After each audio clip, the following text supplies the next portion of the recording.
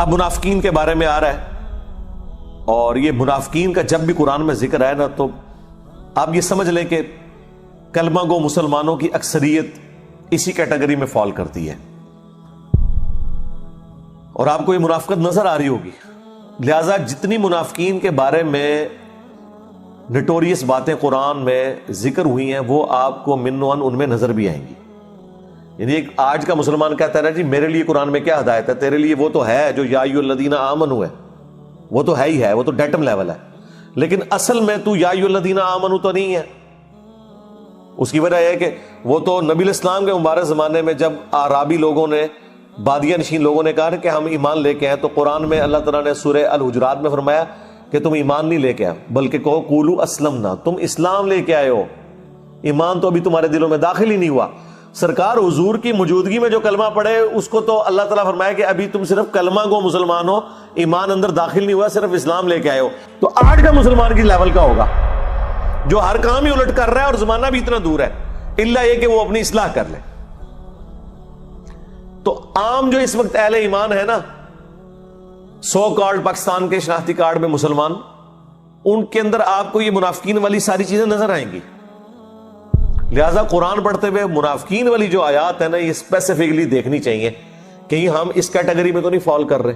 صحابہ کرام تو بڑا ڈرتے تھے منافقین والے معاملات میں، کیونکہ منافق بھی تو مسلمان ہوتا ہے نا، قانوناً تو مسلمان ہے، مر جائے گا تو اس کا جنازہ بھی پڑھیں گے، اسے دفنائیں گے بھی۔ حضور نے بھی آگے ذکر آ رہا ہے کہ عبداللہ ابن ابی کو خود جنازہ پڑھ کے اپنا کرتا مبارک اس کے کفن کے طور پہ دیا، قبر میں خود اتارا، اپنا لعاب دان اس کے منہ میں ڈالا، قبر پہ کھڑے ہو کے اس کے لیے دعا کی، جنازہ خود پڑھایا۔ اور اللہ تعالیٰ فرمایا کہ آندہ کے بعد نہ تم نے جنازہ پڑھنا ہے نہ کسی کی قبر پہ کھڑا ہونا ہے۔ حالانکہ ہے وہ کلمہ کو مسلمان تھے، اس لیے کہ وہ اندر سے دشمن تھے۔ آج چونکہ وحی کا سلسلہ ختم ہے، لہٰذا ہم کسی کو اعتقادی منافق تو کہہ نہیں سکتے، کسی بھی مکتب فکر کے کسی بندے کو، بڑے سے بڑے فراڈیے کو جو اللہ رسول آخرت کا، ختم نبوت کا ماننے والا ہے، ہم منافق نہیں بول سکتے۔ ہاں ہم یہ کہہ سکتے ہیں کہ تیرے اندر خصلتیں منافقین والی پائی جاتی ہیں، یا عملاً تو نفاق کا شکار ہو چکا ہے۔ عملاً، اعتقاداً تو وہی سے پتہ چلے گا نا کہ یہ اندر سے کافر ہے یا مسلمان ہے، لیکن عملاً جو بخاری مسلم میں حدیث ہے، منافق کی 4 نشانیاں: نمبر 1 بات کرے گا تو جھوٹ بولے گا، نمبر 2 وعدہ کرے گا تو توڑ دے گا، نمبر 3 امانت رکھی جائے گی خیانت کرے گا، اور نمبر 4 جب کبھی جھگڑا ہوگا تو گالیاں دینا شروع کر دے گا۔ لو ہاں پاکستانی قوم وچ کیڑا جے مومن، آپ فرمایا چاروں جس میں پائی جاتی ہو پکا منافق ہے، اور ایک بھی پائی جاتی ہو تو منافقت کی شاخ کے اوپر تو ہے۔ تو یہ تو اوورآل امت کا ایک سمجھ لے ایک طور امتیاز بن چکا ہے انورٹڈ کاماز میں، کہ بات کرتے ہیں اور یقین نہیں ہے کہ وہ پوری کریں گے۔ کہتے ہیں میں تو کیا سی نا، وعدہ تو نہیں سی کیتا بھائی، وعدے کے لیے ضروری ہوتا کہ میں وعدہ کرتا ہوں، آپ نے کمٹمنٹ کر دی آپ پابند ہیں، الا یہ کہ بہت بڑی کوئی آپ پہ آفت ٹوٹ گئی تو آپ معذرت کر لیں، ادروائز جب زبان دے دی بس دے دی۔ تو اب وہ منافقین کی جو نٹوریس چیزیں وہ آ رہی ہیں، المنافقون والمنافقات بعضهم من بعض، منافق مرد اور منافق عورتیں بعض میں سے۔ لیکن جی عورتوں کا بھی ذکر ہو رہا ہے۔ ویسے آج کل پاکستانی قوم کو تو سمجھ آ گئی ہے کہ اکثر 2 نمبریوں میں عورتیں مردوں سے بھی آگے ہوتی ہیں، چوری چکاری میں، ڈاکو جتنے بھی آپ دیکھ رہے ہیں، اور گھروں میں جو گھس کے، بلکہ اب تو خودکش حملہ آور بھی عورتیں آنا شروع ہو گئی ہیں۔ منافق مرد اور منافق عورتیں بعض میں سے ہیں۔ یأمرون بالمنکر، یہ حکم دیتے ہیں ہمیشہ برائی کا، وَيَنْهَوْنَ عَنِ الْمَعْرُوفِ، اور روکتے ہیں نیکی کے کاموں سے۔ بالکل الٹ، عمل بالمعروف و نہی عن المنکر یہ مومنین کا تو امتیاز ہے، اور منافقین بالکل الٹ، برائی کا حکم دیتے ہیں اور نیکی سے روکتے ہیں۔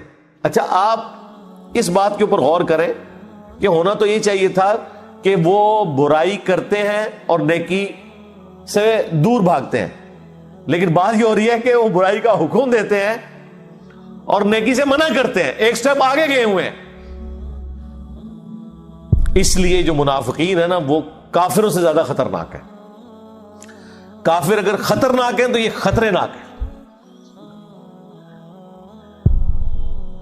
اور یہ ایسا وہ کیوں کرتے ہیں؟ اس لیے کہ اگر وہ یہ کچھ نہیں کریں گے تو لوگ انہیں کرٹیسائز کریں گے. جتنے کنجوس لوگ ہیں نا مال جوڑنے والے، آپ دیکھیں گے وہ صرف خود کنجوس نہیں ہوں گے، وہ لوگوں کو بھی متیں دیں گے کنجوس ہونے کی. یہ تو میں نے اپنی زندگی میں دیکھا ہے. یعنی تم اللہ کی راہ میں نہیں خرچ کر پا رہے اور جوڑ جوڑ کے رکھا ہوا ہے، تم لوگوں کو یوں کہتے ہو جی بھائی برے ٹائم سے سنبھال کے رکھنی چاہیے. ٹھیک ہے سنبھالو جناب، کتنا سنبھالنا ہے برے ٹائم سے، ٹھیک ہے. اور اس کا فائدہ انہیں یہ ہوتا ہے کہ انہیں کوئی یہ نہیں کہہ سکتا کہ یار تھوڑا اللہ کی راہ میں خرچ کریں، کیونکہ جو یہ بات کرے گا وہ خود شرمندہ ہوگا کہ یار یہ تو مجھے خود سمجھا رہا تھا کہ یار جوڑو، تو اب میں اس کو یہ کیسے کہوں کہ تو اللہ کی راہ خرچ کر. تو وہ پہلے ہی ایسا وہ گیم کھیلتے ہیں کہ کسی کے دماغ میں یہ بات آئی نہیں. یعنی آپ کسی کو بجائے کہ آپ اسے ترغیب دلائیں کہ یار اللہ کی راہ میں جیب ڈھیلی کرو، وہ اگر آپ سے پہلے ہی کہتے ہیں یار برے وقت کے لیے نا کوئی اپنے لیے بھی یار سنبھال کے، بالکل نہیں اللہ کی راہ میں خرچ کر دینا آپ نے.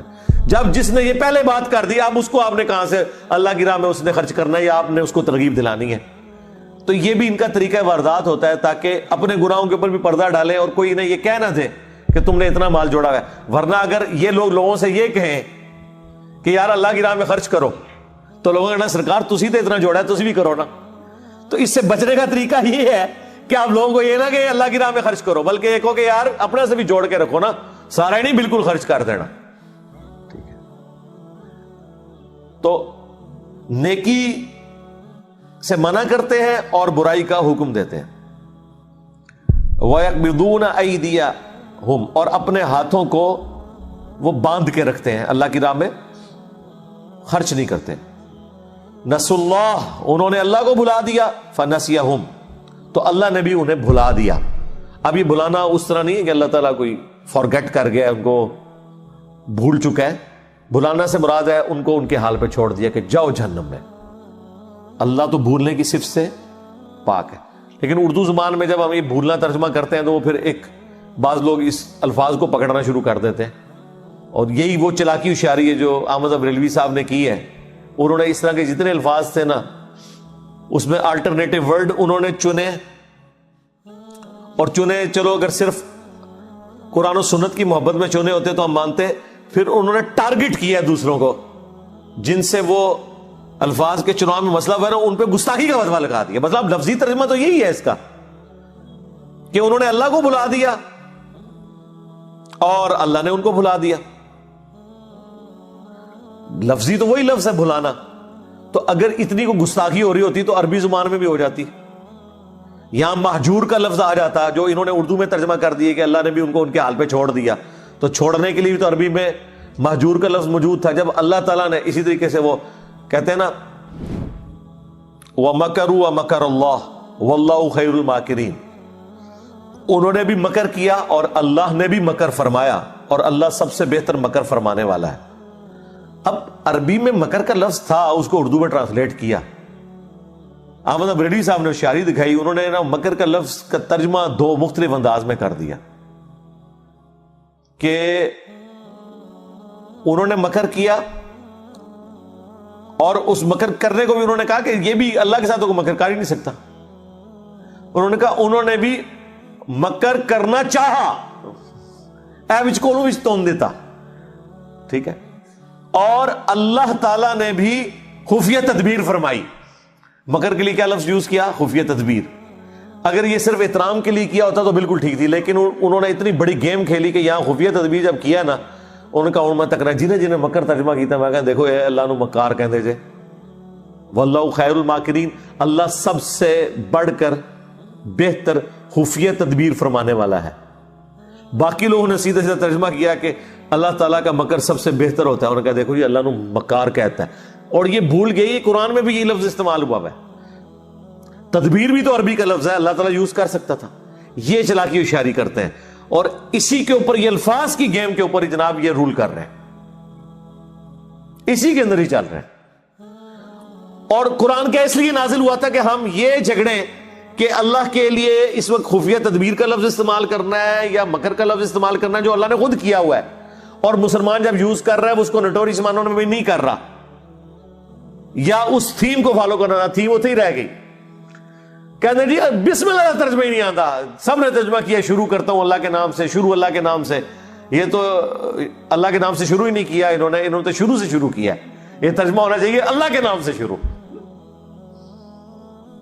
بسم اللہ کا ترجمہ. اور یہ وہ چیزیں ہیں جو آپ زبانی نہ سمجھیں, یہ کتابیں لکھی ہیں باقاعدہ انہوں نے قرآن کے غلط ترجموں کی نشاندہی. اس کا مقصد قطعاً یہ نہیں ہے کہ وہ ترجمے چھوڑ کے مارا پڑھو, اس کا مقصد یہ ہے قرآن پڑھنا ہی نہیں تم نے. جب آپ کہیں گے ساروں نے غلط کیے ہوئے ہیں تو لوگ کہیں گے یار پھر ٹھیک ہے, جتنا مولوی صاحب بیان کرتے ہیں پورا پورا دین بیان کرو, ٹھیک ہے. اور یہ ہوشیاری چلاکی ان کی کامیاب ہو گئی ہے, الفاظ پکڑنے والی.